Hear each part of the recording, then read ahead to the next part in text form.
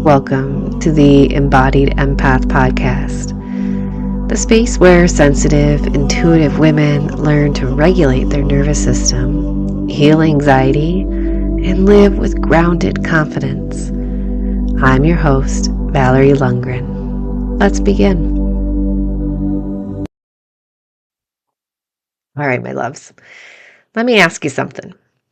Have you ever felt calm, chilled, relaxed, and then suddenly, out of nowhere, you feel anxious for no clear reason? Just the anxiety comes. Or maybe you walked into a conversation. You're having a conversation with somebody, or you hear a conversation with somebody else, and you start feeling like heavy, just irritated or drained, even though nothing bad was really said. Or you might notice sometimes your body tenses in moments when people walk into the room. If that sounds familiar, this episode is for you. Welcome back to the Embodied Empath Podcast, and I'm your host, Valerie Lundgren. And today, we're talking about something empaths and sensitive women experience every day, but rarely we have the language for. And that's emotional absorption. Because sometimes when you're calling what you're calling anxiety is actually information that doesn't belong to you. It's energy and emotions that you're taking on from somebody else. So empaths, we don't just feel emotions, we also process the environments.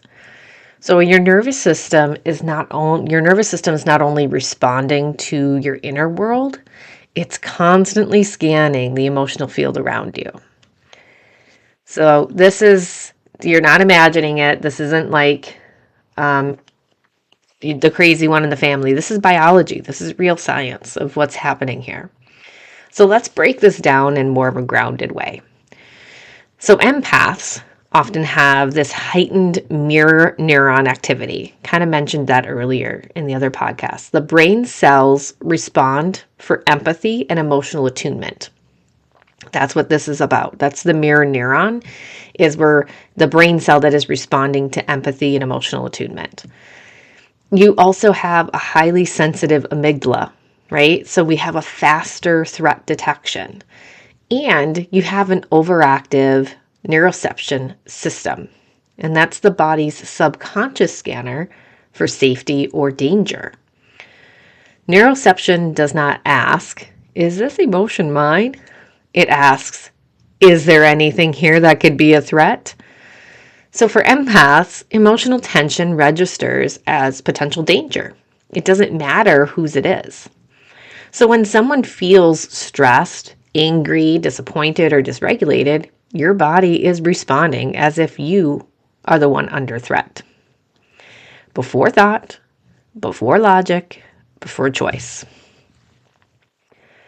So most empathetic women learned early that reading the room kept them safe. Also, anticipating others' needs prevented the conflict. And being emotionally available earned connection. Staying regulated for others meant belonging, meant connecting. This wiring often begins in childhood. And it's not because your caregivers were bad, but because your nervous system learned survival through attunement. So that becomes where very much, I think, almost every empath will raise their hand and say, yeah, this is me. People pleasing becomes your go-to. Emotional over-responsibility, feeling like you constantly have to take care of everybody in emotional ways. Carrying the mood of the room. So always kind of keeping things even, right? Like being that even keel regulator. And that also is, we're kind of always feeling on the edge around certain people. So we kind of notice there are some people where we really feel safe and others where we may not. And your body learned, if I stay alert, I stay safe, right? So that's why we're always in this like heightened state when we're around others. So this comes up a lot when I talk with clients about like going to um, concerts or going to a big grocery store or going to any kind of big metropolitan area. It can feel really overwhelming and draining. And, you know, sometimes empaths can actually feel sick from being in so many emotional environments that it's just so draining for the whole body. So we want to start understanding this and get some signs to help you understand when the feelings are yours and when they're not yours. So here's how we tell. So you might be absorbing others' emotions if anxiety appears only around certain people. Or maybe your mood shifts suddenly without an internal story. So all of a sudden you start feeling anxious or angry or sad, but you aren't running the thoughts or emotions around it. Your body also can tense up, but your mind can't explain why. So maybe all of a sudden you get really tense and you're like, why am I so on edge? You also feel drained after social interactions, even pleasant ones. So again, like going to a concert or, doing anything big is really draining, but even just going out with girlfriends, that can drain you. Symptoms start easing when you're alone or in nature. And scrolling social media spikes anxiety or heaviness. Yeah. Have you noticed that at all?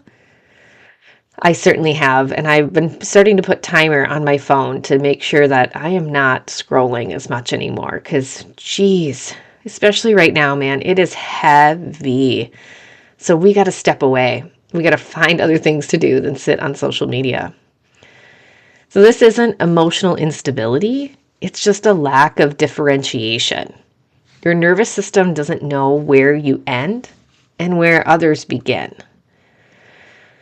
So when you're constantly absorbing, your body stays in this low grade fight or flight. Your emotional threshold starts shrinking. Resentment builds quietly. You have a burnout that follows. Just done. Anxiety becomes chronic and you lose access to your own signals. Eventually, your nervous system gets loud. And again, not because it's broken, but because it just needs that relief. It just needs the rest. So today, I'd like to take you guys through a somatic practice where we're going to actually figure out, is it our emotion or is it someone else's? So let's get your body to sort out what's yours. Again, I ask you to do these somatic practices when you are sitting comfortably somewhere. Please, no driving while doing these. That won't be helpful. So do this when you're parked or when you are at home and you can just absorb and take in what you're receiving. So we're going to go ahead and sit comfortably. Putting the feet on the floor. Your spine is supported, either sitting in a chair or you can be lying on a bed too, if you prefer. Let's take a deep breath in and out. And we're going to go ahead and place one hand on your chest and one on the belly. Inhale slowly through the nose. Exhale through the mouth. Now imagine your skin, not as a wall, but as a membrane. It's breathable, selective, responsive. Silently say to yourself, what I feel inside my body belongs to me. And just take a pause, take a moment. And then say, what does not belong to me can just pass through. Let your shoulders drop. If an image, word, or sensation come up, don't analyze it, just notice.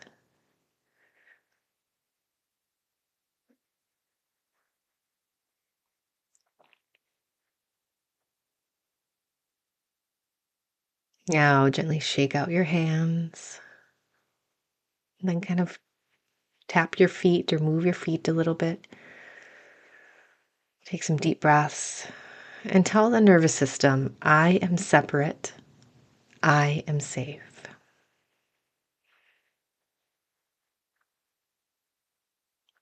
Beautiful. One way that we can start kind of understanding and checking in more with our body is when you start feeling the anxiousness or the overwhelm, just ask yourself, take a pause, take a moment, take a breath, and you can ask the body, ask your higher self, your intuition, is this my anxiety or is this someone else's? And just see what answer comes up. And if it's somebody else's, then we respond with, what does not belong can pass through me. And imagine it with a breath coming through the skin or coming out your crown or down your root and into the earth. Now, a little bit more complicated way that we could work with it too. I don't know if it's complicated, but a different way is a deeper way. That's what I meant by it. A deeper way of going with this is you could even examine, is this my emotion? Is it someone else's? Now, do I know whose it is? Oh, right. I was in this, area with this person, and this person was really angry. So I'm feeling like it's this person's anger that I'm holding on to. And if you can notice and recognize that person and that person's anger, you can lovingly give it back to them and just say, I release this emotion back to so-and-so. I lovingly give it back to you for you to process on your own. That's the thing with being an empath. One thing that I always teach my clients again is understanding that we continually hold others' emotions, right? Because we want that safety. We want to make sure everything's copacetic and all is good. But we're actually doing a little bit of a detriment to others. If we're taking emotions away from other people, they're not learning, they're not processing, they're not growing, right? So we have to start giving things back to others and not holding and trying to process their emotions. We got to let others process their stuff and learn from their own emotions so that they can grow. So we're kind of doing others a disservice if we're holding on too much to everybody else's stuff. So that's why I like giving a little bit back to them and saying, I lovingly give this emotion back to you. I'll even share a quick little story. I was kind of in the throes of my anxiety, the depth of my anxiety, and having panic attacks almost daily. And one day I was actually feeling really great, hadn't had a panic attack for a long time, and was just painting. I was doing something very relaxing and something that I love doing. And I was painting, and out of nowhere, boom, just this panic and this anxiety washed over me. And it was just insane. But I knew there was something different about it. And I was like, this is not my anxiety. What is going on? And then moments later, I get a phone call from my dad, and he was having a panic attack and asking me for help to work through his panic. So here I was absorbing his panic, and he was an hour away from me. But because we're blood and we're so connected, I was taking on his panic, and I have probably been doing it since childhood, quite honestly. And so I had to take a moment and actually separate and say, okay, he needs to process this. I can't process it for him. So I was giving a little bit more space and permission for him to start processing the anxiety and not making me hold it so much. So just know there is hope. There is a way that we can start breaking away from holding on to the emotions of everybody else. And just know empathy does not mean like you're going to be carrying everything. And empathy does not mean you're fixing everything. Empathy does not mean you're absorbing the pain to prove you care either. True empathy includes boundaries. Because empathy without boundaries is not compassion, it's self-abandonment. And your nervous system knows the difference. Your sensitivity is not the problem. Your lack of nervous system protection is. So when we learn how to differentiate, how to regulate, how to have containment and energetic boundaries, our anxiety will decrease, our energy starts returning, and clarity comes back online. So you don't lose your gift. You finally get to keep it without sacrificing yourself. If this episode helped you understand yourself with more compassion, I hope you stay. This is the work we do here. Go ahead and subscribe so you don't miss what's coming next. Share this with another empath who carries too much. And go ahead and visit my website, mindfulwellness.me, so you can download your free nervous system guide. You don't have to hold everything anymore. Some things were never yours to carry. I'll see you next episode.